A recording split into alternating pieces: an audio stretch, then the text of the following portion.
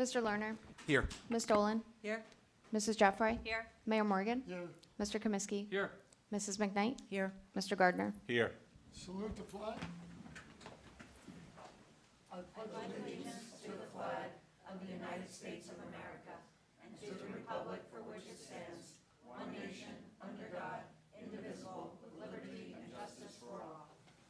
The Borough Council meeting of Borough of New Providence County, Union State, New Jersey, adequate notice has been given in accordance with PL 1975. Chapter 231, the annual notice of revision was made in conformance with Section 13 of the Act. Okay, first off, we have a presentation with Unity Day with the New Providence Youth Volunteers. So come on up. It's always good to have students in the building. Good to be here. But you have to stay for the whole meeting. Good evening, everyone. We're the student organizers of Unity Day from New Providence, and we are honored to be here to present our 8th annual Unity Day, a celebration of the diversity, connection, and belonging that defines our community. I first became involved in Unity Day in 2023 when it was a much smaller event in Centennial Park. Since then, we've seen it grow into something larger, moving to the Berkeley Heights YMCA and now into the New Providence High School gym. Each year, we've seen more people show up, more groups get involved, and more opportunities for real connection. Seeing that growth firsthand is why this event is so meaningful for us. We'd like to begin by recognizing the students, faculty, and community members who've helped bring this event to life and make that growth possible. Unity Day is truly a reflection of what we can accomplish when we come together as one community. Unity Day was created from a simple but powerful idea. In a world that often highlights our differences, we can choose to celebrate what unites us. It's a lively, interactive event featuring booths and activities that encourage cultural exchange and meaningful connections. Over the years, we've not only grown in scale, but in engagement. We've doubled our attendance and expanded our program to include more performances, more cultural representation, and a broader outreach across the community. This year, Unity Day will take place on Saturday, June 6th from 3 to 6 p.m. in the New Providence High School gym. We're especially excited about 2026 marking a deeper partnership with the New Providence High School, with the New Providence High School Diversity Club playing a central role in planning and leading the event. Hi. As she mentioned, this year the New Providence High School is very excited to be having a bigger role in Unity Day, and specifically the Diversity Club, the High School Diversity Club, with our faculty advisor, Senora DiGirolamo. We're really working on getting more school clubs involved and getting the message of unity out there and just recruiting as many students from our school and community as possible. We are also holding several fundraising events like a bake sale and the clothing drive to contribute to the Unity Day initiative. At its core, Unity Day is about breaking down barriers. As students, we see how easy it is to stay into our little circles. This event creates a space where people of all backgrounds can come together, interact, and learn from one another. We are also running a strong outreach campaign through social media and school networks, including countdowns, previews, and interactive content to build excitement leading up to the event. We recently posted our first debut video last Friday, and we have plans for many more on Instagram, TikTok, and other social media.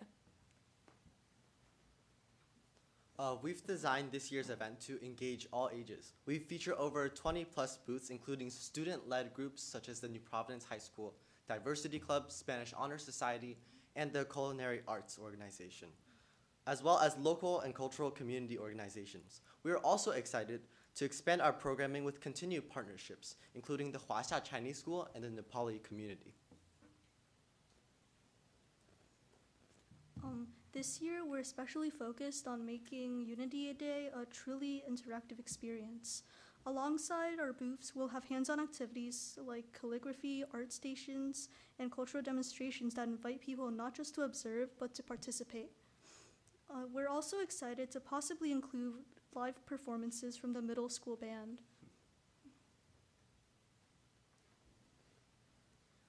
One highlight returning this year is our Passport Challenge, where younger attendees can visit different booths, collect stamps, and win prizes. It's a simple, interactive way to explore the diversity within our community while going around the fair, meeting new people, and most importantly, having fun. Unity Day is far more than just an event. It's a step towards a more inclusive and connected future. It's an opportunity for everyone in New Providence to feel seen, valued, and welcomed. We would love to invite the board and all members of the community to attend. Your support and presence would help make Unity Day even more impactful. Absolutely. Thank you. I want to congratulate all of you because I know it's not easy to get up there and go, and speak, but this is so important, and it's great. This is how this country advances, socially, and it's good to see that New Providence has always been, in the forefront of this. So thank you. Shonda, thank you. I know you have a lot to do with this. So I think we're all in favor of this. Absolutely. This is a win for everybody. Aye. So, Thank you. I Very just want to. impressive. good Well luck. done. Well done. Thank you. I just want to add a couple more notes that Matt Comiskey and I are the liaisons for the diversity committee, and as such, we have been kind of following what you guys are doing, and it's really just a wonder to see how it comes together. And it seems a little chaotic at first, but it's going to be amazing, and I can't wait to be there to support you. Thanks. Thank you.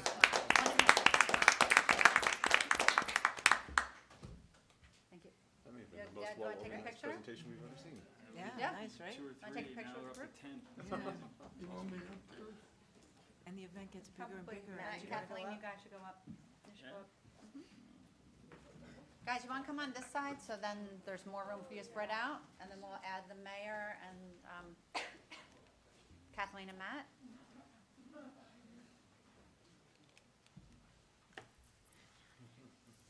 I'll stand in the back. I'm taller.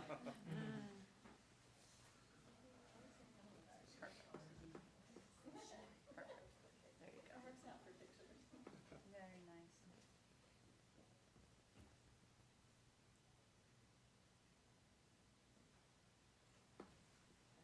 Thank you so much. Looking forward to it. It's always a fun day. Okay, go on. June 6th.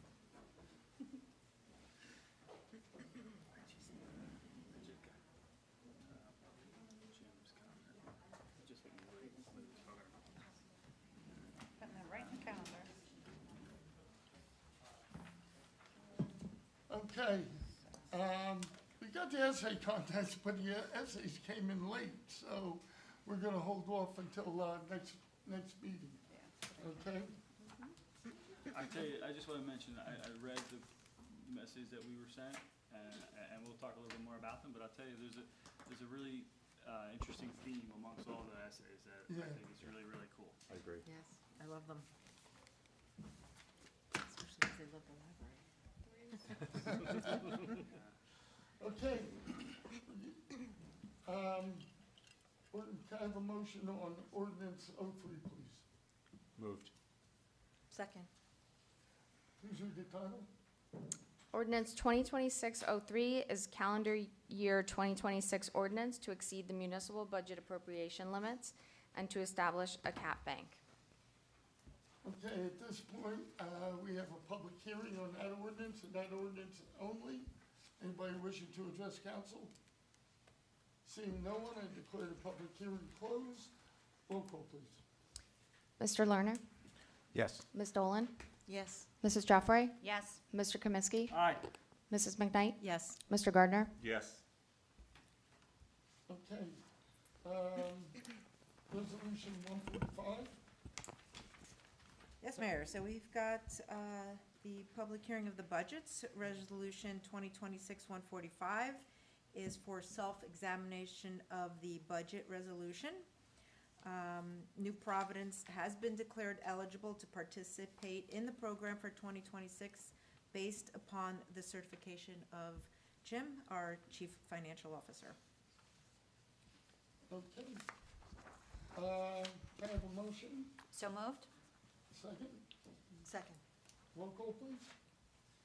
Mr. Lerner? Yes. Ms. Dolan? Yes. Mrs. Jeffrey? Yes. Mr. Kaminsky? Aye. Mrs. McKnight? Yes. Mr. Gardner? Yes. Resolution 146. Is a resolution to read the budget by title. NJSA 40A 4-8 provides that the budget may be read by its title only. It is at least 1 week prior to the date of the hearing, and at the hearing, a complete copy of the approved budget shall be made available for public inspection and shall be available to each person upon request. Have a motion, please. So moved? Second. Second. Roll call, please. Mr. Lerner? Yes. Ms. Dolan? Yes. Mrs. Jeffrey? Yes. Mr. Kaminsky? Aye. Mrs. McKnight? Yes. Mr. Gardner? Yes. Okay. We have the Budget hearing. municipal budget hearing 2026. There are 2 documents attached to this that have hyperlinks. One is the budget document itself, and one is the budget presentation that we did on March 24th. This is the time fixed for the public hearing on the municipal budget for 2026. The budget was introduced by the governing body on March 24th, 2026, was advertised as required by law on March 26, 2026, together with notice of public hearing for this time. Printed copies have been made available to the public at the Borough Clerk's office, at the municipal library, and on the Borough website during the past month. The 2026 municipal budget that is being heard tonight is summarized as follows. Total general appropriations, $28,138,726.96. Anticipated revenues, $10,021,189.96. Total to be raised by taxation for municipal purposes, $16,677,933. The tax increase on the averaged assessed home is 3.42%, which equates to about $131 annually. The presentation is done. We did that last. We did that last So, week, yeah. okay. At this time, we'll have public hearing on the municipal budget. This is, comments will be solely on the municipal budget, has nothing to do with the county or the schools. All right? Yes, Rich?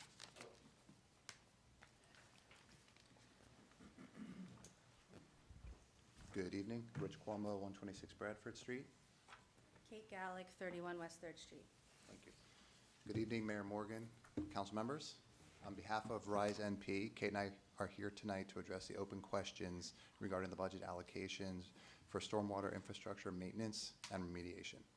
We do appreciate that the council took the time to respond to the memo that we sent over on April 22nd, but don't believe that it adequately answered all the questions that were asked.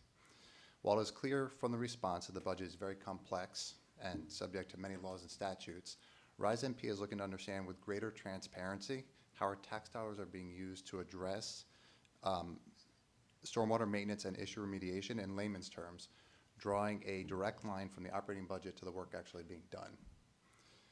On the capital budgeting side, we do acknowledge that the explicit funding put aside in the amount of about $97,000 for waterway desnagging, another $269,000 for storm sewer line restoration and pipe replacement.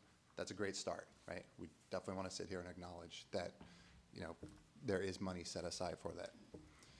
As we previously stated, we fully understand that a phased approach will be required to remediate all areas of concern and that the budget discussion will be ongoing throughout the year to address both the current and longer term needs. In the spirit of developing further transparency for the town, we'd like to call your attention to a specific case study with recent findings at Crest Road and Maple Street. We brought a couple pictures showing the third pipe of the culvert under the train tracks completely clogged with debris, leaves, dirt, trash cans. We can't be sure, but we believe it might stem from Hurricane Ida. So I don't know if I can walk these up to you. Take a look. Picture's worth 1,000 words, so I think it's important to see those, put them to the official record. So when something like this is discovered, where in the budget specifically is it addressed? This is only for budget right now.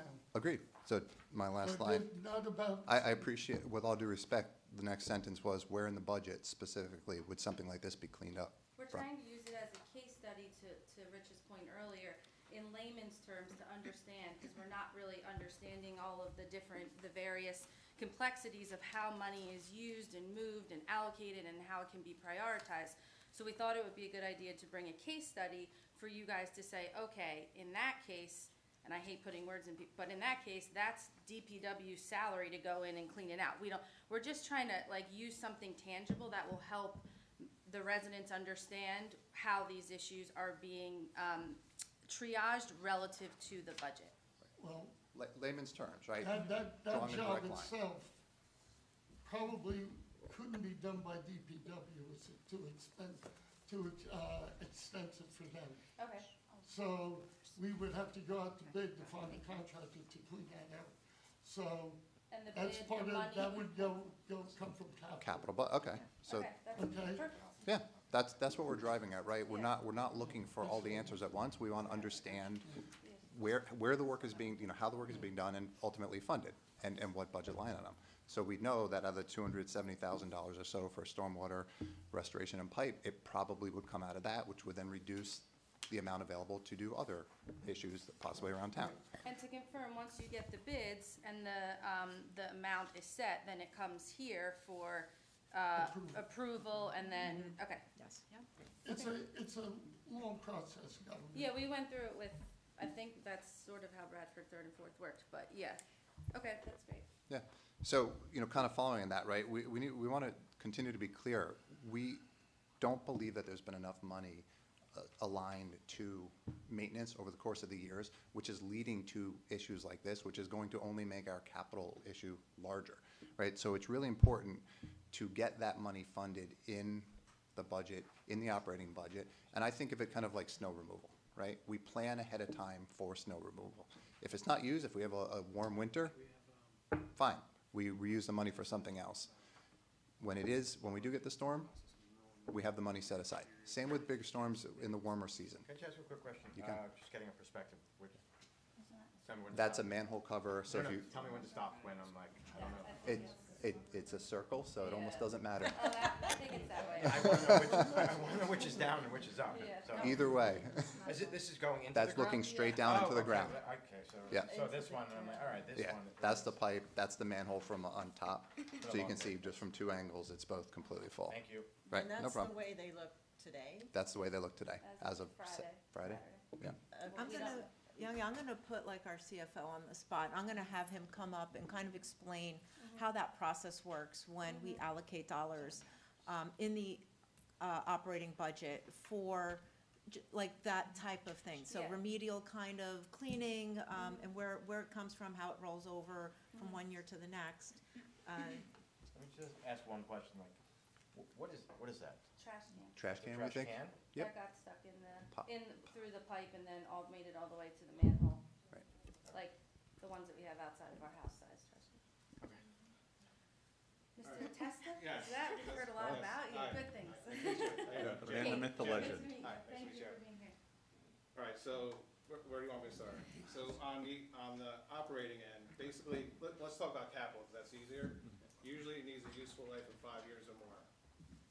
What you see in our budget document is a 6-year plan, and it's just that, a plan. So after this year, next year, when we go to the drawing board, there could be revisions to it, but it's always a plan looking out 6 years. Once that is set with council, for say this year, council will do a bond ordinance, and then set the amount for each of the projects within the ordinance. It's all laid out, allocated dollars for each project.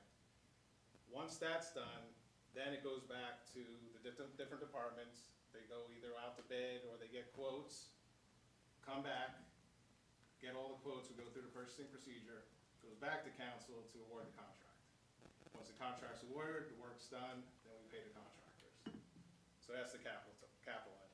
So this is like the first step to set all the allocations, but then we have to go through the whole purchasing process. We have to go through even, if it's a project, we have to go through the specs, the engineering, we have to get it all set, go out to bid, receive all the bids through a formal bid process, and then go through there. So something like cleaning a pipe in this particular case, we just said it would be in the capital budget. How would you define that as having a 5-year lifespan, right? Yeah, so what I would look at it first is I would bring it to the departments and let them look at it first.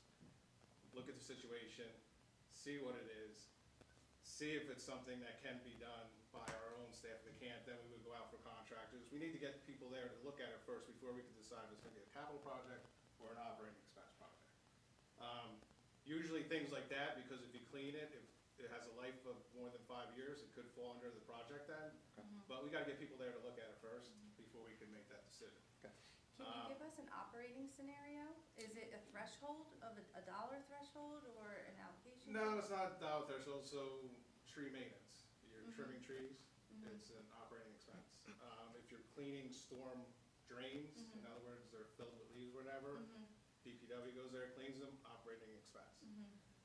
And that can fall into many different line items, which is very hard to even answer because you have like public works salaries, you could have an engineer, you can have operating expense with materials, so it could hit many different line items within the whole budget. But there's allocations in that budget for those types of things. Now, to me, the budget's like a working plan, because in any year, the police department may have a good year, whereas DPW doesn't, so in November, when we can transfer funds, we may need to pull funds from there to handle something that may have happened, especially when we had all the storms. We have to reallocate the money. So we always work with a working plan to begin with, but as we go through the year and things occur, then we work with council to make sure we take care of the whole town, prioritize what we need to get done, and we work through it. And then that's how we keep moving year to year. Got it. So in terms of like the salaries, right, for the various departments, I'm sure there's some methodology, 40 hours times X number of people equates to the dollars, right, times the rate. So how do you then decide the work, how is the work prioritized kind of at the the person level to fit? Did you mention Yeah, so first of all, it's all by negotiated agreements, so all the different, there's contracts.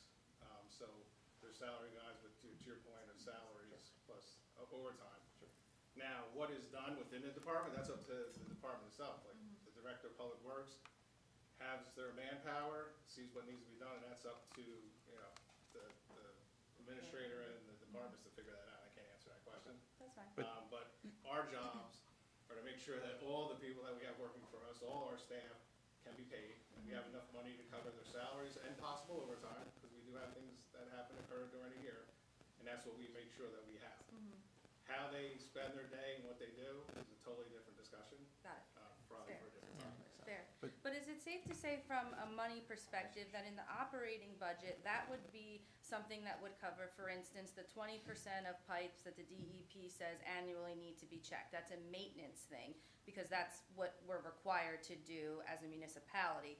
So those types of fees, if you will, whether they're built into the priority list, you gotta get through 20% of the pipes this year, that would be a salary-based DPW work. If it wasn't, if you had to go get help to do it because we didn't have the resources, then does that trigger capital budget? So think of it as like the day-to-day, right? It's almost like your own personal budget at home, your day-to-day expenses, and that might be, cleaning the gutters out, right? So those day-to-day expenses fall under operating.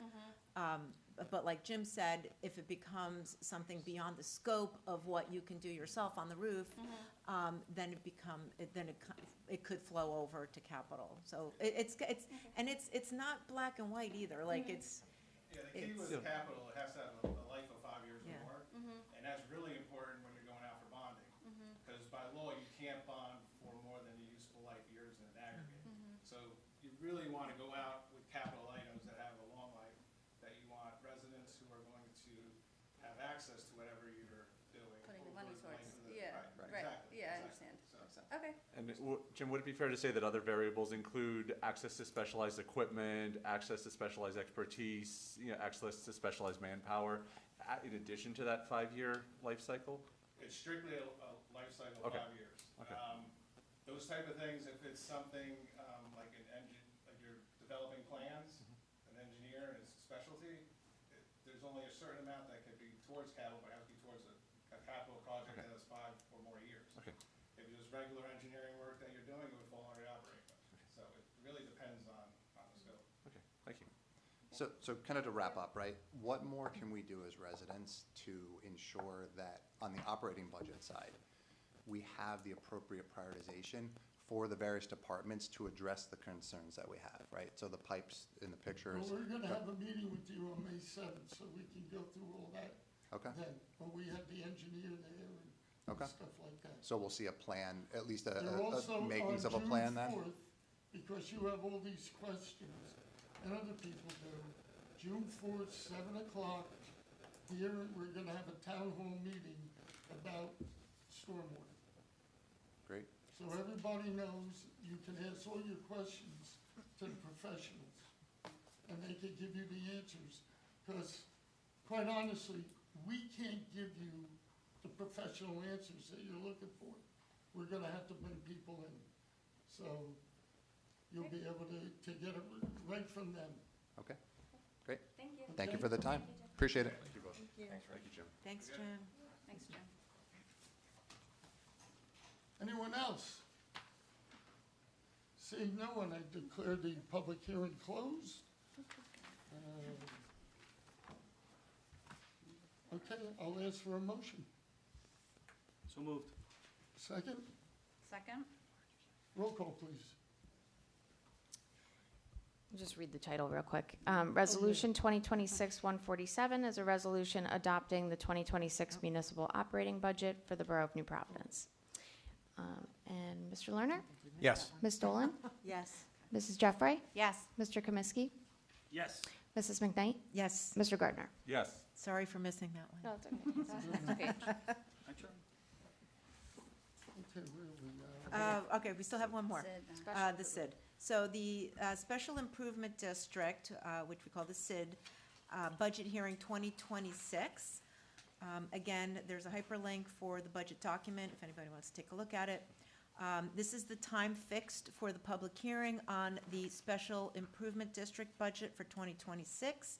The SID budget was introduced by the governing body on March 24th, 2026, was advertised as required by law on March 26th, 2026, together with notice of public hearing for this time. Printed copies have been made available to the public over the last month.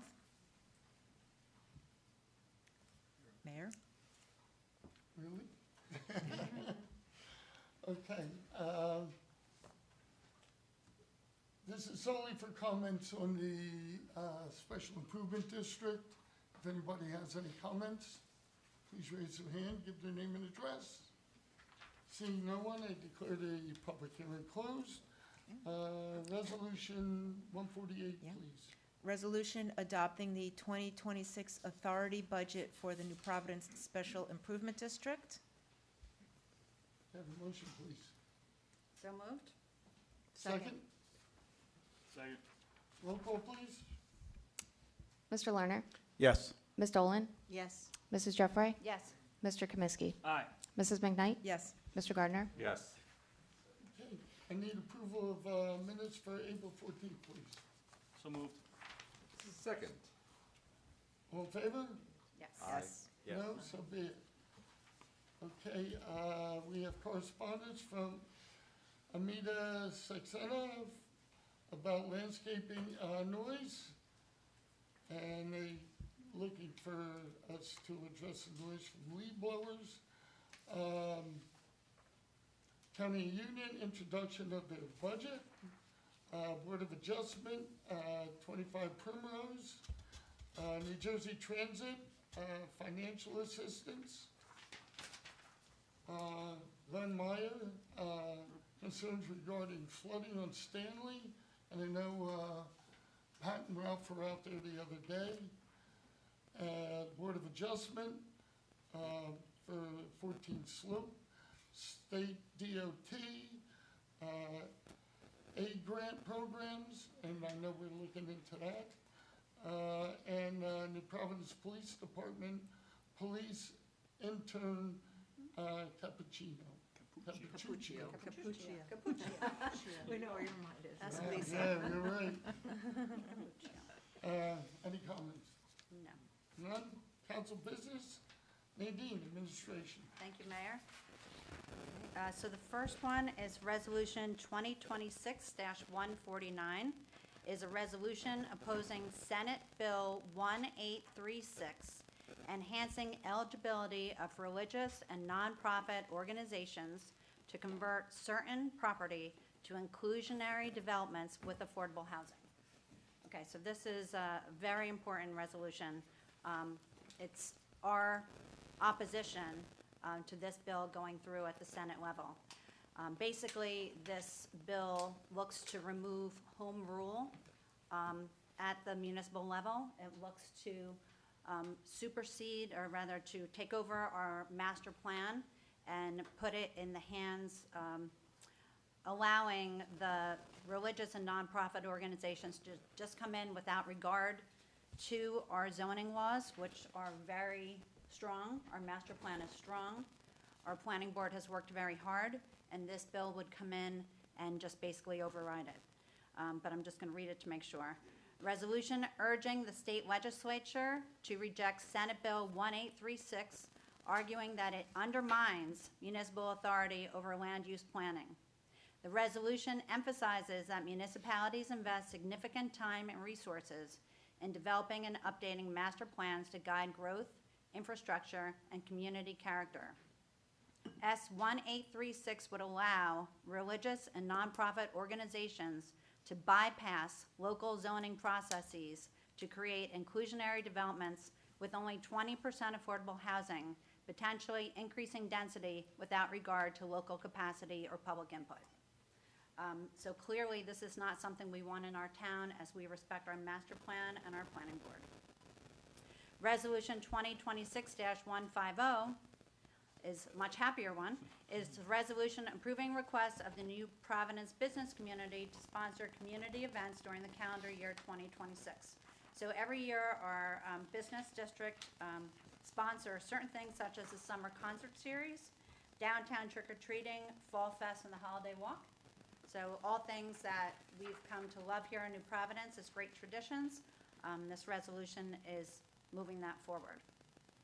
The next is Resolution 2026-151, which is a resolution authorizing agreement between the Borough of New Providence and the County of Union regarding road closures of county roads for community events. So this kind of comes off that. We're looking to close Springfield Avenue from South Street to Livingston for the Pioneer Day, which is great. Resolution 2026-152 is a resolution authorizing an agreement between the Borough of New Providence, County of Union, and Go Tote for distribution of reusable bags. So basically, we're seeking permission to enter into a 2-year agreement with Go Tote for collecting, cleaning, and redistributing recycled bags to food pantries and food banks. So I'm sure all of you can agree with me that we all have about 50 to 100 of those in our car and in our houses. They do get beaten up after a while, so instead of adding them to the landfill, this allows people to hand them in. They get cleaned, they get given out to food pantries, which is amazing. So I was the only one that had them. So, can't get through them. Resolution 2026-153 is a resolution approving requisition R2600826 for Union County Utilities Authority in an amount not to exceed $1 million for Police Department renovation project. So this approves the first payment to the Union County Improvement Authority for the construction of the new police department as per the memorandum of agreement. So this item was in our capital budget from last year. It was financed last year, and it was approved, and this is the first step in making that a reality and moving it forward. Lastly, Resolution 2026-154 is a resolution appointing NW Financial Group as financial advisor for the Borough of New Providence, County of Union, and State of New Jersey. So we've had this financial planner for a long time, and this just approves them to continue in that capacity. Okay. Kathleen, stormwater. Thank you, Mayor. Resolution 2026-155 is a resolution of the Borough of New Providence creating and implementing a long-range plan to address drainage issues. So this resolution establishes a structured long-term approach for the Borough of New Providence to address community-wide drainage issues. It directs the administrator to work with the borough's engineering firm to create a comprehensive watershed assessment and improvement plan, including mapping stormwater infrastructure, identifying flood mitigation projects, estimating costs, and outlining funding options and timelines. The plan is to be implemented gradually through the annual budget and capital planning process, with flexibility to prioritize projects based on available resources. So I just wanted to mention that this is something that we've been talking about in the Stormwater Task Force. And, you know, with our residents, it's just formalizing it in the form of a resolution so that we have documentation to support it. Okay. Sustainability, Alan. Thank you, Mayor. Resolution 2026-156. This is a resolution of the Borough of New Providence, County of the Union, State of New Jersey, rejecting all bids for composting services.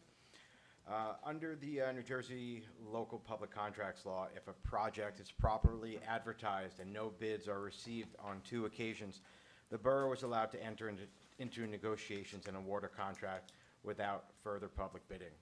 Unfortunately, we sent out for composting bids and did not receive any, so now we are free to contact each vendor individually without like a formal process and get bids from them directly. Okay. Community activities, Matt. Thank you, Mr. Mayor. Resolution 157 is a resolution approving requisition R2600835 for natural green lawn care in an amount not to exceed $10,826 for Oakwood Park backstop replacement. This is a purchase for the backstop padding for Oakwood upper field and lower field. Might as well keep going. Okay, Resolution 158 is a resolution of the Borough of New Providence, County of Union, State of New Jersey, rejecting all bids for plumbing services. So we approved to go out for bids for plumbers. We have received, how many bids, Keith, do you know? 3. Like 3 bids, and we were rejecting them. We're gonna go and work with the co-op. We know the plumbers that have put in bids, at least a couple of them were also included in the co-op, so we're gonna work with them directly through the co-op instead. Resolution 159 is a resolution of the Borough of New Providence, County of Union, State of New Jersey, rejecting all bids for architectural services.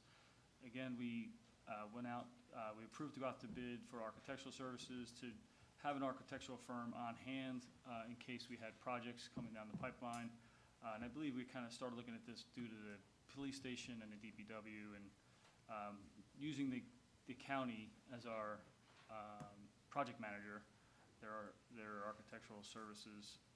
Well, we had an architect that originally designed it, but we're using the county now as our project manager. So we're going to just reject all bids and go for on a go-forward basis, hire architects on a case-by-case basis. As of today, we don't have any projects outstanding that require architectural services. Okay, finance, Lisa. We have Resolution 2026-160. It's a resolution authorizing payment of the attached bills payable list. The amount is $350,742.80. Some of the more significant items include professional services for Collier's Engineering, $74,595. Our March garbage collection for suburban disposal, $49,083. EMS, Fire Department, LoSAP payments to Lincoln Financial for $38,500. Leaf disposal for with Volyers Excavating, $27,438. Our March solid waste with Union County Utilities Authority, $21,113.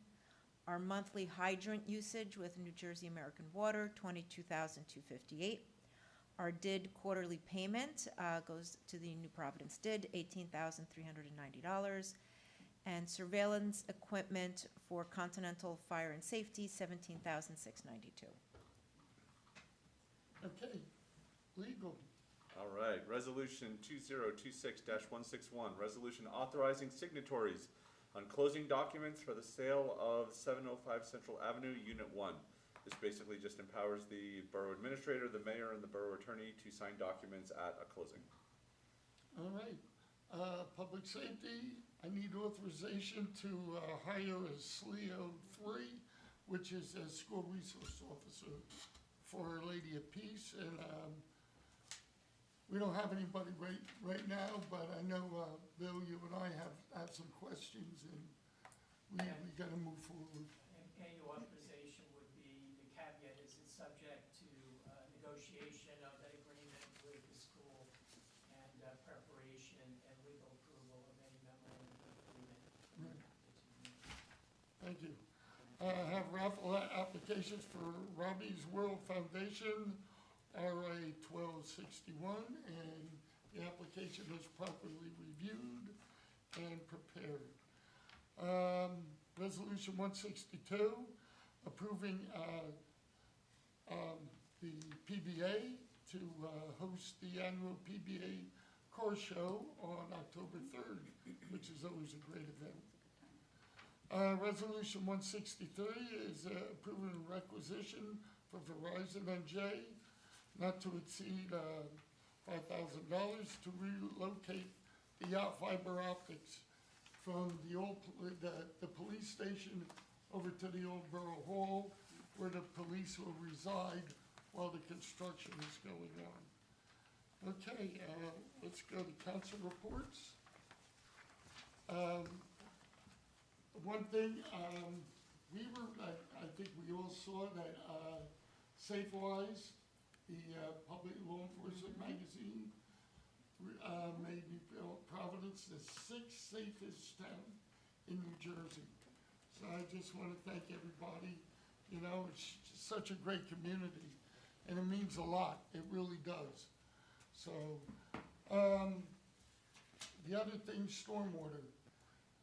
Like I said before, we're meeting with Rise MP on May 7th at 6:15, right? That's next Thursday, right? Okay, and then June 4th, we're going to have the engineers here, so they can talk about the stormwater situation through town. And I think it's I'd love to get DEP here. And we're trying to do that in maybe the Army Corps, but I don't know if they work in evenings.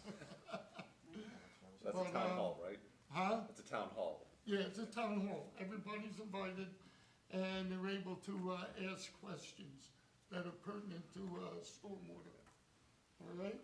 I know Ralph was out there at Crest Road, and with Pat, and over on Stanley. I know the engineer was out on Ridgeview the other day, I guess Thursday.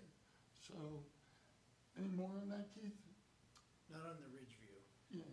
On the Crest, we have already contacted a vendor who works under state contract to look at that, the scope of that, knowing that our public works couldn't handle clearing that. Right. You know, the one thing that concerns me, and I've said it before, is that people are dumping their garden waste and other things in that empty lot, and it's really a problem. And I think I'm gonna talk about to the police about putting a camera up there to see who's doing it. Who owns that lot? Is that a borough lot? I don't know if Transit owns some of it. And then part of it is the borough back to. It's all wetlands, so The you lot can't behind the touch it. Witchenthal house. There seems to be a lot of. On the same lines with the stormwater reporting is, Armstrong has completed that first task. Microphone?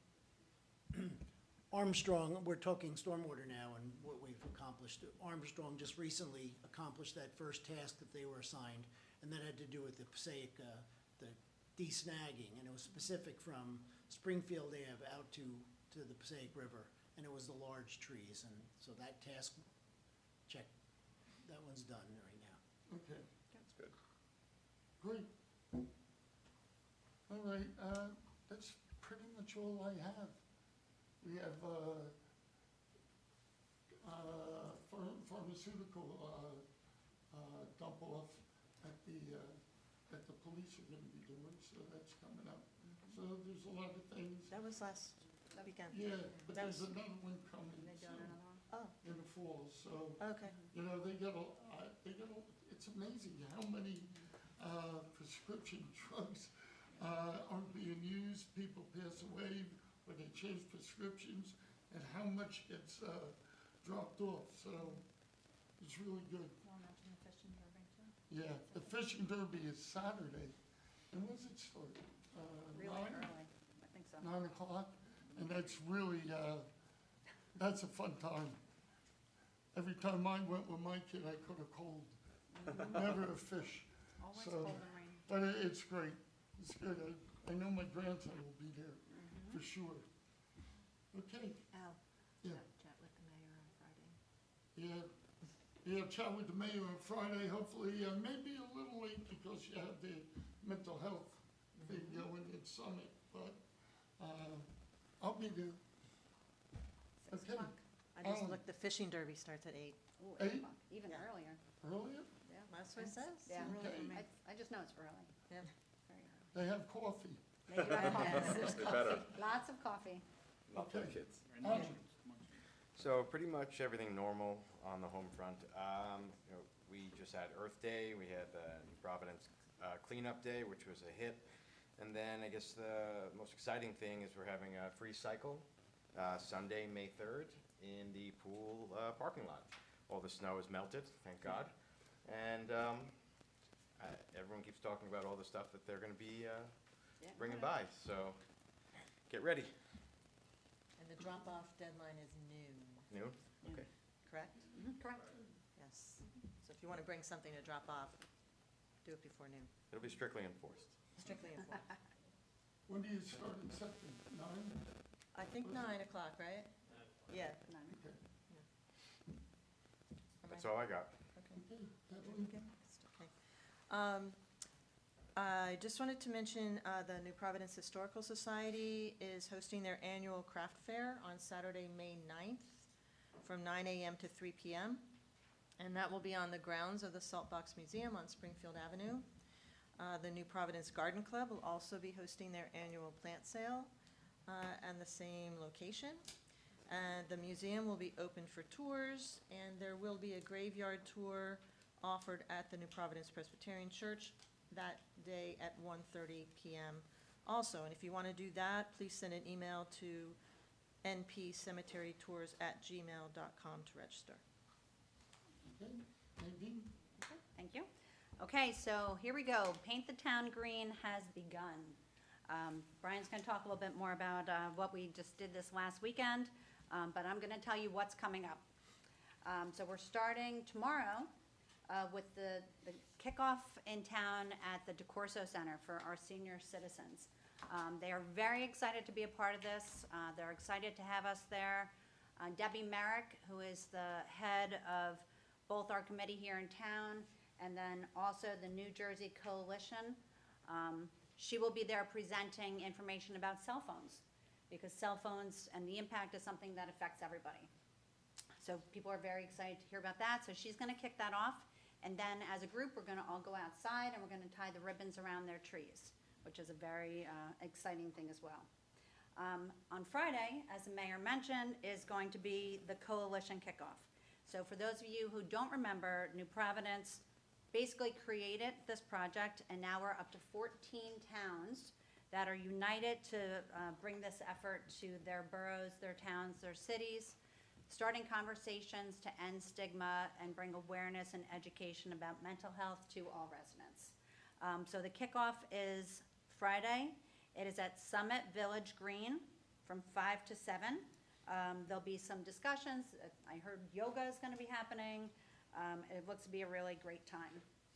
May the 9th, let me go to that one. May the 9th is the event that we are having here in town. And we're calling it New Providence, Move, Breathe, and Bloom. And it is a morning for moms. So that is Mother's Day weekend. So it's the day before Mother's Day. We are having people meet us up at Centennial Park. So join us for a special community event focused on mental wellness and connection. We'll begin with a mindful walk through New Providence, followed by a gentle Qigong movement session led by Rose Whippich. So moms will be getting pink carnations, which in case you don't know is the flower of Mother's Day. And then we're going to have some community togetherness over coffee and bagels. What was that date? May the 9th. It's the day of your son's graduation. Oh, yeah, that's right, that's right. Sorry. So it's 11 to 12:30. It's a free event. We just want, anybody to come down and join us. Everybody is welcome to come and join us. I heard coffee and bagels. Coffee and bagels and some Qigong, which I've never tried before. It's supposed to be along the lines of Tai Chi. So no mats, no equipment, no experience necessary. So looking forward to that. No pre-stretching? No pre-stretching. I don't know, maybe. I don't know, we'll find out. And then on May the 12th, we'll be back here at a council meeting. Part of our initiative was we had a poster contest for all the schools, and we're going to have all of the participants coming. That's become a tradition that we have here. They get certificates. We announce them, they come up, and then we'll be doing our proclamation, which is the same proclamation that all 14 towns are doing. So again, something to unify us. Look around town, you'll see our big banners stretched out across Springfield Avenue, which is a great accomplishment. There'll be green ribbons around trees everywhere. People out there who have signs from last year, it's time to take them out, put them on your front lawn. Be kind to your mind. Signs through the Rotary. If you don't have one and you want to order one, I think we'll have it on our borough website. It's sponsored through the Rotary Club. Great thing to have. So it's going to be a great month. So keep your eye on the green and keep having conversations, and let's talk more about mental health and educate each other along the way. So that's everything for me. Thank you. Matt? So, the fishing derby, I did want to say, the fishing derby is sponsored by the PBA, so even if you're not going to fish, come down to Oakwood Park and say hi to some of our police officers. They're all going to be down there, and they do a great job of chatting with the kids, and there is also going to be munchkins, so if you're a munchkin fan. And prizes. Coffee. And there are prizes, and they changed the fish this year. It's been trout, rainbow trout for quite a few years. This year is bass and I forget the other fish that they're putting in there. So it should be a fun event. And real quick, funny story. So one of my best friends in New Providence, a guy I met over 21 years ago, or about 21 years ago when we moved in, I happened to take my kids down to the fishing derby, and I gave them two small little Princess and Spider-Man fishing poles. I didn't even put a hook on it. I just put the little plastic thing that came with it, and I was casting it out for them. And one of my neighbors, who I didn't know at the time, he came over, he took the plastic thing off, put a hook on it, put bait on it, threw it in there, caught a fish, handed it to my daughter. She reeled it in. It was the biggest thrill of her life. And then he took the Spider-Man pole, took it off, put a hook on it, threw it out, snagged a fish, and handed it to my son. So both my kids caught two fish, their very first fishing derby. And he's actually I like to golf. I go to golf clubs. He likes to fish. He goes to fishing clubs. So he's a professional. But that was at our fishing derby 20 years ago. So it's an awesome event. Still use the same rod, or got We moved on. Still finding that. Okay, so just wanted to give an update from our engineering meeting. We talked about a lot of stuff. One of the things just a quick update on some of the stormwater stuff. Our Colliers, our engineer, they completed field work for all the outfall inspections for their Tier A compliance. They continue to work with DPW and the borough personnel to reply to the DEP compliance items and implement necessary corrective actions. Colliers, with the resolution tonight, will be authorized to begin work on our required stormwater mapping and a watershed improvement plan. That's very important.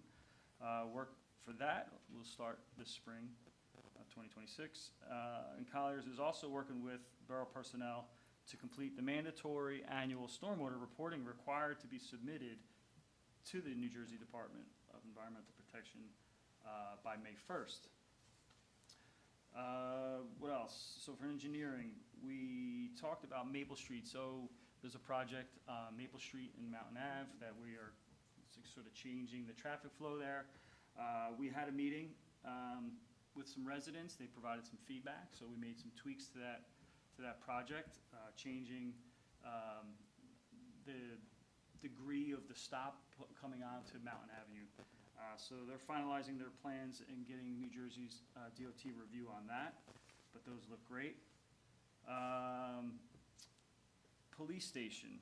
So the old Borough Hall, you mentioned the police station, the old Borough Hall, I have never been in that building. I know you worked in there for many years, but you've heard us talk about the remediation. We had to do some asbestos remediation in the building prior to the police being able to move over there. That remediation of the asbestos, they had to remove some plumbing and electrical. It's basically completely stripped and ready to go, so we were able to take a tour, and we took a tour over there, and it is actually really, really cool. It's an old building, and there's a lot of history there, and I went down in the basement. The front basement, the lights didn't work. I wasn't going down there. The back basement, where the old police station was, and there was a firing range. That was pretty cool. Some neat things going on. But we talked about jail cells that used to be cubicles apparently when you worked there. But we have to put the building back together so that the police can move over there. So, there's going to be some plumbing and electrical that needs to be done, new floors, painting, new ceilings, things like that. So those are to come. And just to give everybody an idea on the timeline, the police want to be in there mid-August. So in order for the police to start moving over mid-August, all this work on that building has to be done basically in the next month and a half or so. Last thing we did talk about was the DPW building. So last year, or maybe even started 2 years ago, but we talked about a new DPW building. We got to a point where we were ready to pull the trigger on a prefab DPW building to just basically tear down and replace. That company turned out they had a lot more add-ons, typical when you're doing construction. But those add-ons kind of increased the scope and price of that project, so we pulled it back. And so we're going to be authorizing Colliers to start looking into picking that project back up. Like I said, we were literally ready to write the check and start the project of replacing our DPW. Our DPW building is, what, 40, 50 years old? It's More than that. more than that. At least. Yeah, it's Like 80. it's not nice. It's not a nice work environment, I think, for people to be down there. But so we're hoping to get that project up and going again soon. So keep your eye out for that. That's all I had. Okay, Lisa. Thank you.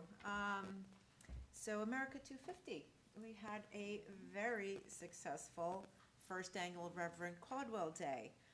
Not only was it a beautiful day out, weather-wise, but it was just a beautiful day of New Providence coming together and having our first annual donation, borough-wide donation day.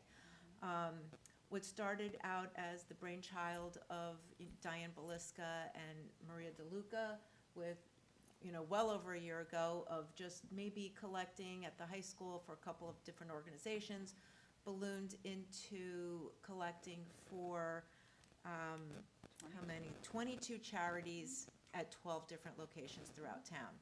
Now, this was all put together by the America 250 committee that was spearheaded by Maria DeLuca, Nick Schultz, and Amy Lepre, plus countless of volunteers, Boy Scouts, Girl Scouts, council folks, you name it. It was just a beautiful, beautiful thing to see New Providence come together, and it really just reminded me of what we're all about, and it just solidified that. Like, New Providence, our residents have the biggest hearts. They're always ready to lend a hand. They're always ready to open their wallets. They're always ready to dig deep and give to others. less fortunate. So we collected a range of donations, everything from coats, blankets, first aid supplies, books, letters for troops, accessories for the library that they ended up selling the next weekend. The list goes on and on. And so we're hoping that this is just going to be the first, right, the first annual, in honor of Reverend Caldwell, whose roots lie deep here in New Providence as a philanthropist, as a volunteer, as a person that gave his time and his money and his talents. So that was Reverend Caldwell Day. Just a reminder also for America 250 has the baseball game that will be coming up on June 27th, and that's going to be from 4 to 6 at Miller Field at the high school. We're getting together the teams now. Community Pass is open if you are so inclined to volunteer. They are always looking for people to help. Sell old-time snacks and all kinds of stuff. So that's going to be a lot of fun. Please put it on your calendar. That is going to be a community-wide family event. Did I forget anything for Reverend Caldwell Day? No, it was just such a great day. I was very happy to be able to donate a lot of stuff from my house, and as I drove from station to station, the volunteers that were there, I think they received a lot of donations. That was great. But again, it was just the spirit of our residents, the spirit of giving, volunteering, helping others just shone through on that day. So thank you to Diane and thank you to Maria for having this little conversation on the side of, what can we do to try to recreate it in the current New Providence flair, and the life that it took on was something else. So thank you to you, Diane and Maria. And it was great. Can I just add an extra compliment to that? Sure. Whoever came up with the idea of the passport thing, Yeah, the passport the thing. stamps, because my kids were like, "What are we doing this for?" And then they saw that and they kind of got into it. And they're like, "Who was Reverend Caldwell?" And so we go, "Here's who's Reverend Caldwell is." Oh, it's a game. Okay. Exactly. And then they learned about some of the history of the town. So I agree. Thank you to Maria, to Diane, to you, to everyone who was involved in it. It was really a great day. Anything with a sticker brings people on board. Just like they're doing that for Unity Day too. It's the same thing. People like to have a challenge. I mean, no lie, my daughter made me donate to 3 organizations just to get the stamps. Yeah, there you go. Yeah. What? Yes. Okay. Yes. We had the library board met on April 21st. Again, I love to talk about the library. It's just an amazing place. It is like the Mecca of New Providence. It is always filled with people, kids studying, reading groups, people on the computers. There's a ton of programming. There is programming for everybody. All you need to do is go on the website, look at the calendar. There is something every single day. Every single day they have something. So we had the Friends of the Library do a report. They did have this past Saturday their jewelry and accessory sale. So on Reverend Caldwell Day, the library did collect jewelry and accessories, which then in turn the Friends of the Library had a sale and so that money goes right back to the library for programming, museum passes, you name it. Some other events that are coming up on May 16th, I know we talked about this before, or I talked about it, is the vinyl record sale. And they anticipate a lot of people, and they actually are charging, people go, I guess this is like a business I didn't even know, but people go ahead of time and buy up all the good stuff. So they're charging early birds an extra fee because they kind of go in and swoop up all the good stuff, from what I understand. But May 16th, vinyl record sale. May 31st is the Key to Success concert. Keys to Success played at Unity Day last year. It's a group of children on keyboards. They're donated keyboards, and it's just a wonderful organization. I don't know all that much about it, so I can't really say, but it is a nonprofit that brings together, I think, from underprivileged neighborhoods on keyboards. They're amazing. Cool. We heard them last year at Unity Day. So they're going to be at the library on May 31st. We just had this past week, April 19th to the 25th, National Library Week. Big push to promote the library, even though I don't think it needs to be much promoting anymore. They had a Keep Reading campaign on social media. I don't know if you saw that, but every day they highlighted a different athletic team. They had the tennis team, and they had the lacrosse team, and they had the girls basketball team, all holding and reading like their favorite children's book, which I got a kick out of, because they were like these 18-year-old boys, you know, in their uniforms reading, you know, Hop on Pop, you know, it was very, very cool. So they're going to keep doing that. I think they're going to highlight the performing arts next time. So all fun stuff. New sign. The new sign, I didn't even see it, Looks but great. Yeah, I saw him driving but in. yeah, it was Really yeah. We saw some. This one out today. John FX showed us a picture of it. I haven't even seen it yet, but there's the new sign is up. It's very nice. Brian? Alrighty, I will just add on to Councilwoman Joffrey's report about Mental Health Day, Mental Health Awareness Month. Paint the Town Green was this past weekend, and just a huge thank you to the volunteers who were involved. 46 students participated, and they painted 41 businesses with a couple more to go. So also a big thank you to the New Providence business community. They always step up when we ask. We also, we're selling the lawn signs that Nadine was mentioning. And I got my little mental health awareness bracelet. So if you want one, all the cool kids have them now. So strongly encourage that. And the thing to me that's great about this is that, you know, it's fun, it's engaging, there's a lot of people involved, but there's a serious message behind it, you know. And it's very simple things. Be kind to your mind. It's okay not to be okay. Finding out where you can reach out for help, you know. When we were selling the signs in front of Duncan, there was someone who came up and they just kind of walked by, and then they kind of opened up about some of the mental health struggles they were having. You know, and so sometimes people just need support, just need people to talk to. So please do consider checking out those lawn signs. And again, big shout out to Debbie Merrick, to Alex Rancier, am I saying that right?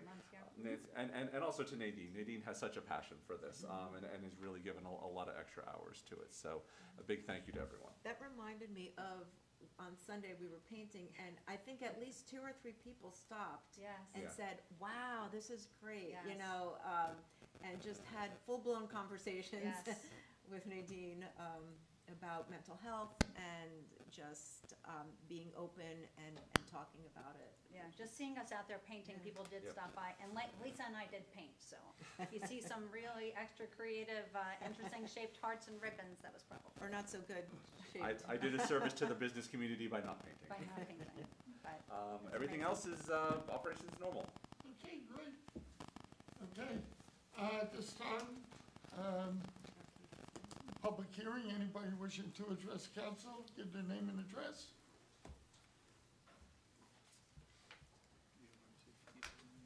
Huh? Oh, yeah. Well, we can do it after. Oh, Keith, I forgot Keith. sorry, Keith. Oops. Administrator's report? Yeah. That's when I said that Armstrong cleared the large That's trees. it? We did There it. there you go. Okay. Okay. Took care of all that. I figured Now it public out. comment. You didn't skip past me. That was very efficient. Hi, Kate Gallick, 31 West 3rd Street. Rich Cuomo, 126 Bradford. Okay, right now we are here to address the stormwater resolution that was introduced tonight. We appreciate the part of the resolution that pushes the work forward, but we do feel that there is a whole front section of the resolution that could use some contextualizing. We saw it post yesterday as part of the agenda. We had our 24 hours to kind of review it and digest it and try to sort out what it means. But as I'm sure you can imagine, when you read words like limited liability, sovereign immunity, scarce resource immunity, discretionary decisions about what gets funded, maintained, delayed, our reaction is to give Councilperson Dolan a chance to contextualize what all that means relative to the efforts that RISE NP has been pushing forward, and what that means for you all and the town in terms of why that is now all at the top before the Collier's work. Are you able to provide some detail on that? I'm gonna leave that to our I was just gonna punt over there, because that is a lot of legalese in the first half of the resolution, but. It is as simple as a statement from the New Jersey Tort Claims Act. It recites word-for-word sections of the New Jersey Tort Claims Act with regard to the idea of limited resources that any municipality in the state has, how they are used and apportioned, and in that context, the borough has decided to, consistent with RISE New Providence, to hire and direct their engineers to conduct a watershed assessment, to prepare a flood prevention program, to identify a proposed implementation schedule, to identify costs and funding opportunities, and to each year on an annual basis to review those plans and identify and allocate funds toward that purpose. That's the context. Got it. So appreciate that. Thank you. That's kind of what we understood it to be as the structure that needs to be in place for the borough to be able to move the work forward in a way that will benefit all of us. However, that is not how it reads to residents. It comes, what feels like, after months of pushing for understanding, collaboration, answers, after months of uncovering things in pipes, missing pipes, roads not paved the right way. And it feels as though, and I am speaking from a feeling perspective because we aren't lawyers, it feels as though in the lack of established partnership that we have, where we have reactionary milestones that we meet, you know, January 29th, May 7th, just found out about the town hall, which is very exciting. But there's no established partnership or communication between us and you. That has not been established officially yet. So what this feels like is the town spent some time realizing that they needed to tie up some loose ends before this work continues to protect themselves. And that doesn't feel great for us. Had it come or had it been explained in advance, after an established partnership of 9 months, it would read to us as though, okay, you have to manage risk. We manage businesses. We understand what that means. It would have been a difficult thing for us to swallow, but we understand we have something good going right now. We don't have that. So for us, that whole first page and a half of that resolution is pretty unfortunate for us to have to realize that would get pushed forward on top of the work getting pushed forward. That is the priority. Town, protect what we're going to see in pipes. That's how it reads. Am I reading it wrong? It is a protection, right, for the borough? It's a statement of the New Jersey Tort Claims Act. It's the statute. That's what the statute says.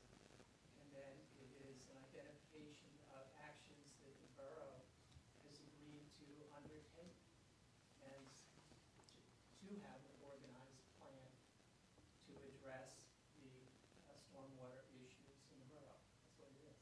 Right, so the Tort Claims Act, I actually drafted a Tort Claims Act notice to all of you following July 14th. If the work at Bradford 3rd and 4th wasn't able to move forward, that would have allotted me 6 months for me to get a case together, for you guys to get your stuff together. There's a lot of stipulations and timelines relative to when the event happened, so I understand exactly what that language is. And again, we understand that that you have to protect yourselves, but what we're using case studies tonight, whether it's the pipes for the budget or this to say, when this comes through to residents after lack of any established partnership, it just feels like we are the last thought. The discretionary decision-making written in that document relative to the borough admin controlling everything, the town is held free of immunity. They do not even, it states, have to do what the most could be done for the incident. That's something that residents need to understand what that means for us, because what we read it as is now the door shutting to transparency, to further communication about what's happening in the pipes. We're reading that as, wow, like we've been here for 9 months and now there's just another layer of legalese or another layer of process and red tape that will prevent us from getting any answers about what's going on. And we're asking you tonight, is this a step towards collaboration or is this like the shutdown of it? I would read this as opening the door. Yeah, I think you're going a little too far in Okay. terms of your interpretation, because the reality is every municipality has limited resources. Mhm. And I think that what we might need to do could exceed what we have resource-wise in town, so we have to take that into account.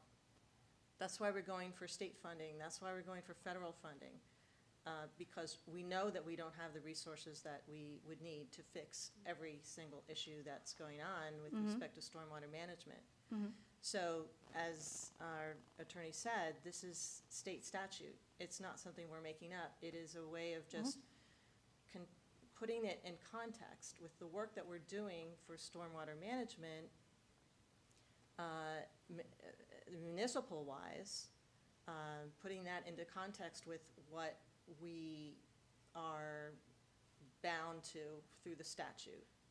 So I understand how you could interpret it that way, but I wouldn't say that it's sending a message in a negative way to, you might be receiving it that way, Mhm. but that wasn't the intent. I think this is actually a positive step, in my opinion, because I think what we're doing is we're setting the ground rules about how we're gonna move forward, and there's a lot of ground rules to set, right? And I know that one piece that's missing in your mind Mhm. is that collaboration, Mhm. and what does that mean, and how can we define that, and how can we work with that going forward? Mhm.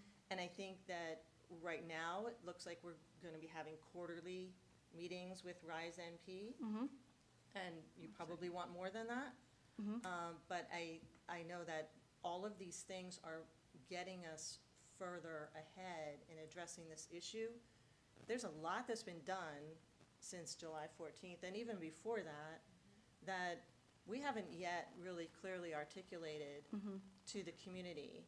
And that's really one of the things I'd like to see happen sooner rather than later through the Stormwater Task Force, is of all of these things that are contributing to the problem that we're having here in town, let's tell the story, right? Let's make sure people understand where we are in all of this. And to be honest, we haven't yet fully diagnosed where our biggest problems are. You know, we know where there's the usual flooding, but we haven't completely diagnosed exactly what, and there's not one answer. There's multiple answers. Mhm. So it's a very complex issue.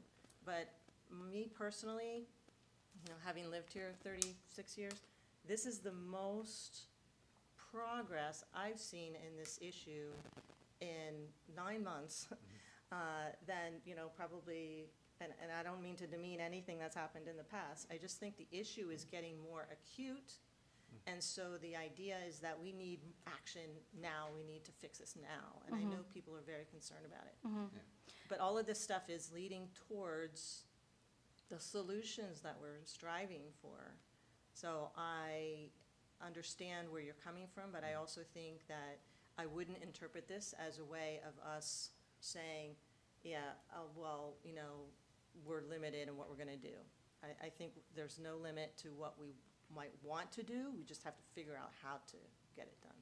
Yeah, I appreciate that, and I think you hit on something, again, we are, every single time we come here, we actually do try to be forward. How does this push us forward versus how do we go back? But when the past doesn't establish the trust or the communication that we need, everything will be received as this is another layer that is going to prevent us from getting the answers we need. And we're asking you all to think about that proactively as you work with our group. We represent a lot of people here tonight who are interested and invested in this for many reasons, peripherally and directly.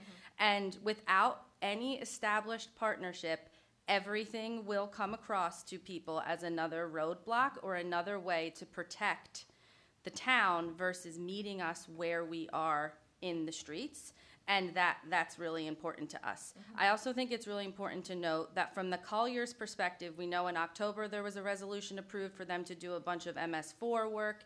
Now they're going to be doing this work as well. Colliers stood up here on in September and gave a presentation following the July 14th storm. They largely praised the town for its 20 years of decision making, specifically told multiple people to sell their house to the state.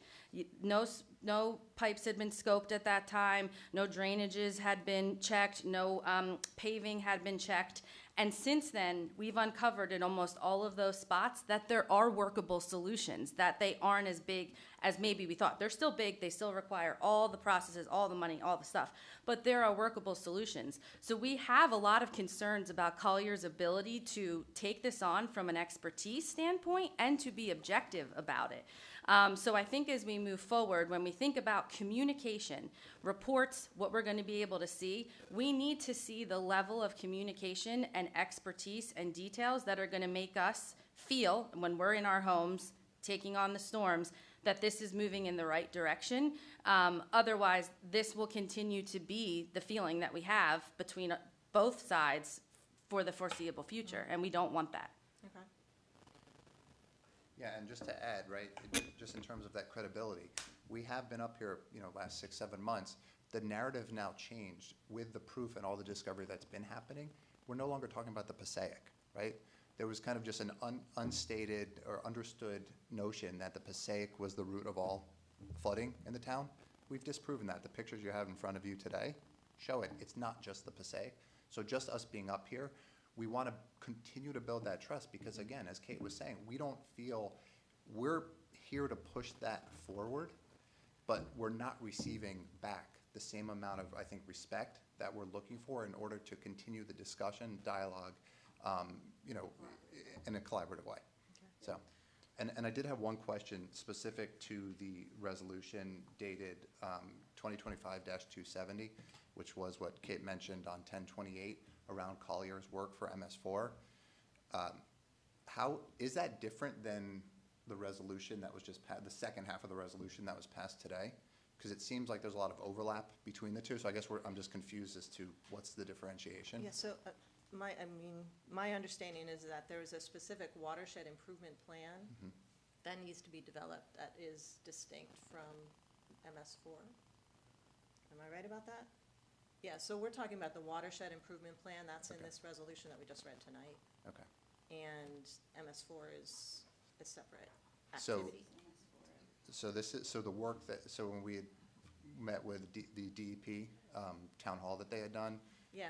That's MS4, right? They also talked about the watershed improvement plan. Okay. Yeah, so that was part of what they presented, but they're two different things. Okay, because I thought the work that was, the first phase of it due on January 1st of this year was or was not related to the mapping that I believe is. Yeah, that's an MS4 activity, yeah. Okay, so that's the. There's definitely some synergies. So again, just just we're in all terms. talking about stormwater. So in terms of transparency, right, being able to understand the difference and, sitting in on that DEP town hall and hearing dates that have already expired, right, have already passed, and trying to understand where we are in that process, then tying it back to a resolution. That's why I'm gonna bring all the engineers in. Yeah. Okay, fair. So these are, we're not engineers, so I can't answer all the questions you Either are we, want. right? And one thing you'll get from me is the truth. It may not be what you want to hear. I made it very clear. All this stuff is going to take like 20 years, like the Borough program did. I'm getting things like doors and pipes where there's no doors, but I could see a problem where people are throwing debris illegally in lots and over fences and clogging up the system. I've also directed the police department, if they see landscapers blowing debris into the storm drains, to cite them. Oh, good. That's been a big thing for me for years. When I was doing my UPS route, I used to stop landscapers all the time. So what are you doing here? Appreciate that oversight. I saw that the other day, and it was rough to watch. In just one closing statement, I do just want to say, for the record, the way the resolution is written does not tell residents that we are opening the door to collaboration. I've seen you guys edit things, I've seen you pull them, I've seen you work on them before. Don't know exactly how this works, but I will tell you, it doesn't feel good, and there would be a whole lot to show, if passed as written, to prove to us that it didn't do exactly what we thought it was going to do, which was shut things down. And we will continue to be here. We will probably watch even closer, if that is possible, for the betterment of the town and the people who are living with this every day. So we know we had way more than 3 minutes, 6 minutes if you count the both of us. More than that, we always appreciate the time, and we will see you very soon. Okay. Thank you. Thank you. Thank you all. Thanks, guys. Anyone else wishing to address council? Seeing no one, I declare the public comments closed. I need a motion for.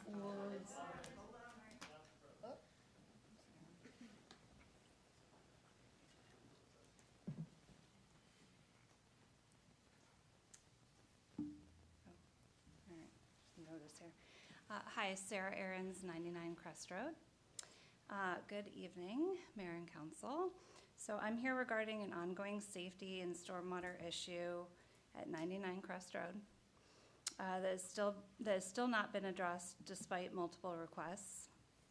So I've submitted several action line requests to DPW multiple times, to Borough Administrator, recently to Councilman Lerner, but several of these action line requests dating back to October of last year, specifically October 30th, but I've had follow-ups, and today even submitted an action line to full council and mayor, but I've received no response on these.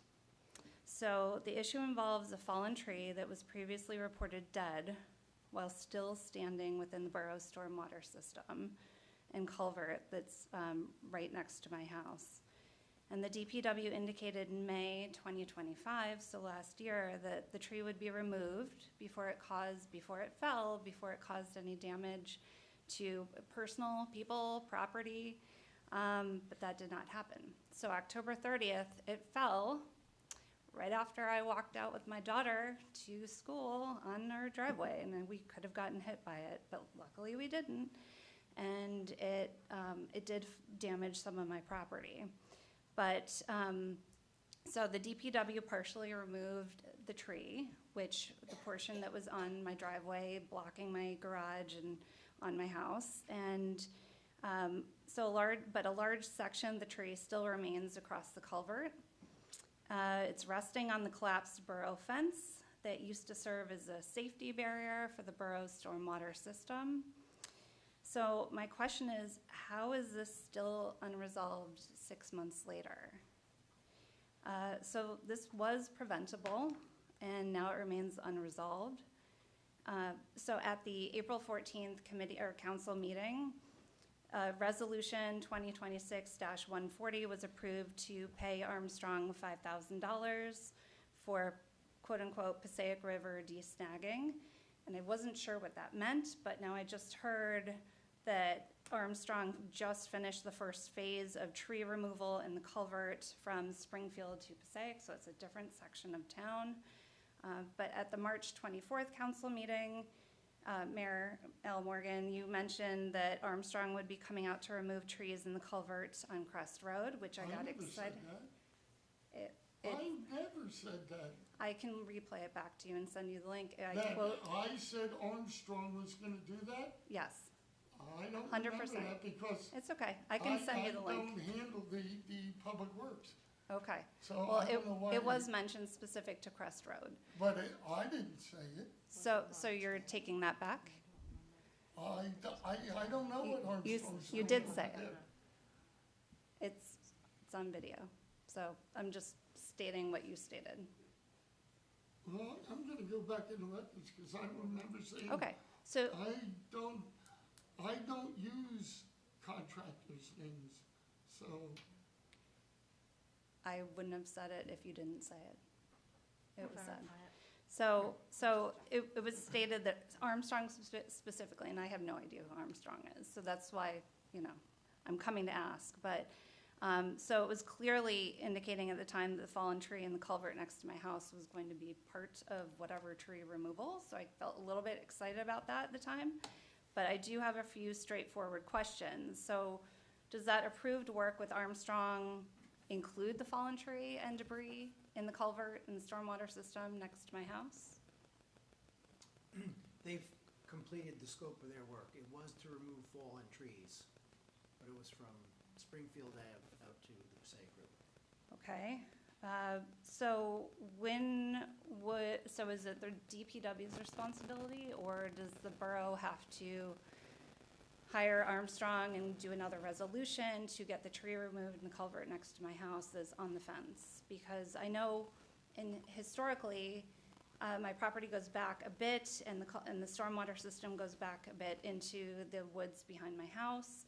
And there have historically been trees that have fallen across the culvert, into the culvert, damaging the fence at certain sections, the chain link fence that's part of the stormwater system. And I can tell you, like, even, so we moved into the house in 2014, and there were probably several incidents, probably from 2014 to 2017, 2018, where trees fell, fence was damaged. And I'd call the DPW, and I had Jimmy Johnson's cell phone number, and man, was he great. But I'd call his cell phone number, and he would be there that day or next day. Tree was gone, fence was fixed. So where are we at with all this? When can this get fixed? I can't give you an answer because I don't know. And I'm being honest with you, I don't know. I do want to. We will find out. I do want to touch base. Yes, I did receive your action line request, and Bernadette said she was supposed to get back to you. This was on Friday, and Okay. it's news to me that she has not been in contact with you yet. I mean, Okay. she's obviously not here, so I can't ask her. Mhm. But I absolutely did receive your action line. Thank you for acknowledging that. I also want to thank you for your comment at the last public meeting where. I read it on the thing. Thank Yeah. you. Yes, I appreciate that. So do you know what Bernadette was going to get back to me about, or specifically I the don't. context? I don't, because Okay. when I received the action line request, we have our, our pre-council meeting on Fridays, and it came up, and she said, you don't have to respond, I'm going to be addressing and responding to her. So we'll have to just touch base with her. She may not have had the answer at that moment. That could also be it as So well. she may have to investigate. Sarah, what's the actual question, please? Is it the tree in the culvert that you're questioning that has to be removed out of the culvert? That's what you're looking for? the Yeah, answer on? Okay. yeah, that's the main part of it, but it's also, I mean, it's resting on the fallen fence that's been down for now 1,700 days. So, I know there's been a lot of Yeah. questions about who owns the fence, right? And Oh. who's responsible for the trees and, things of that nature. So, I thought we landed on the fence was on your property and was your fence. The stormwater system's on my property, but the fence easement and the runs through concrete your culvert and everything in the stormwater Mhm. system That's why was I'm put asking, there 'cause by the borough. So we'll take it back, and I thought we saw something today, I was just looking, I didn't find it, about looking at, because I actually drove by your house a couple of days ago, and I said to Bernadette that I couldn't even see the culvert. There was so much vegetation, so I didn't want to get out of my car or whatever, you know what I mean? Okay. But we should take a look and see what's going on over there, so we'll take it back and take a look at that. Thank you. The action line is submitted today to the council and mayor through the action line. It does have pictures attached of the more. Maybe that's what I recent- saw, that's probably what I saw. Okay. So we'll have an answer, I'll let you know, Okay. one way or the other. Yeah, and I'll just, so going back to Ida and all the conversations that I've been here talking about regarding the damage there, the big question back then was the wood tie retaining wall, not the fence. Okay. The chain link fence is like part of the original design plan for the stormwater system before there was even a house on the property. And that was from the 60s, and it's all in the town maps, the town Yeah, maps. no, I remember we were having Yeah. conversations about whether or not it was on the plans, or it was Yeah, from the and- construction company, or was it the borough? Yeah, So- and historically, the DPW and the borough has been very responsive about the fence, like I was mentioning before, with fallen trees, damaging fence, and in 2014, replaced about 60 feet of that fencing, making it higher for safety purposes. And it's clearly not serving any safety purposes now, but yes. So, yeah, so there's historical maintenance and replacement and everything that the DPW has been, and that was, back with different DPW management, I guess, but. So there's a follow-up. Okay, Yeah, thank you. I'll definitely We'll check personally get into back it. to you on it. Okay, I'll check thank in you. on it. I appreciate your time, thank you. Thank you. Thank you, Sarah.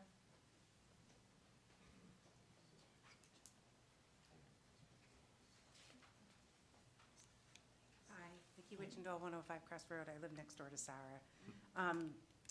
Before I get to what I wanted to say, I just want to say that prior to Sarah moving in, that, and maybe even a little bit after, that was maintained really beautifully. Jimmy did a great job with it. We'd call him up and be like, hey, there's a dead tree, there's a this, there's that, immediately taken care of. That has since stopped, and it's been like that for years now. And the fact that she has to live, it's so dangerous. I don't think you realize how close that down fence is to the culvert, and just one little misstep, one little this, you're down in there, and you've got, bigger legal issues on your hand for that. But that aside, speaking of action items, my husband put in 14 of them on Friday. So the timing is a little interesting that then the resolution came out on the Monday following that. We found so many issues back there that, to be frank with you, my husband found, right? So, it wasn't DPW, they were just there along for the ride. I've got serious concern with how things are maintained, and the fact that my husband had to walk through a culvert to find some of this stuff and take pictures himself is really atrocious. So we'll wait to hear for the responses from that, but the timing is really not good. Just so I'm clear, this is the same section of the culvert that's next to Sarah's house? Or I don't know did- how to answer that. It's the other Yeah. side? A little bit upstream? Oh, on the other Yeah, side of it's, the yeah, road. it's on the other side, Okay. yeah, Okay, yeah. Okay, that's it. thank you. Anyone else? Seeing no one, I declare the public hearing closed. Can I have a motion for 1 through 17, please? So moved. Second. Roll call, please. Mr. Lerner? Yes. Ms. Dolan? Yes. Mrs. Jeffrey? Yes. Mr. Kaminsky? Aye. Mrs. McKnight? Yes. Mr. Gardner? Yes. Motion for adjournment. So moved. Second. All in favor? Yes. Yes. No, so be it. Thanks for coming tonight. Be safe out there. Someday I'm gonna vote no on the adjournment motion just for fun.